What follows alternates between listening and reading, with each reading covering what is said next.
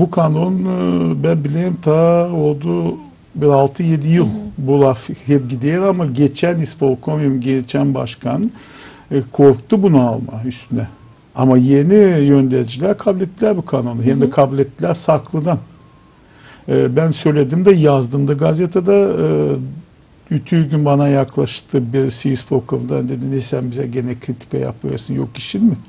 Dedim bu kritika değil. Bu benim sancım. Bu Gagavuz halkın sancısı. Nice öyle Vancı.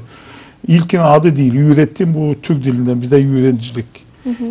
Nice Vancı kabul etme temel kanunu hani Vancı'da kurtarsın bizim dilimizi halka sormadan, insanlara sormadan, üreticilere sormadan kapadılar, saklıdan yaptılar. Uydurma bir şey Gagavuz dili için de çıkardılar ortaya dile kabul ettiler. Niçin öyle? Bu kanunda ilkin lazım da olsun, hani kanunda lazım olsun. Hani Gagavuzya'da Varnice açma Gagavuz dilinde şkola. Yani onlar korkuyorlar açma Gagavuz ama kanunda bu cümle olmazsaydı gelecekte kalkarsa soru şeyinde biz oldu 20 yıldan ziyade bu soruşu koyuyorsa ortaya. Kalkarsa yine soruşan Gagavuz dilinde şkola açma diyecekler bizim kanun buna izin vermiyor.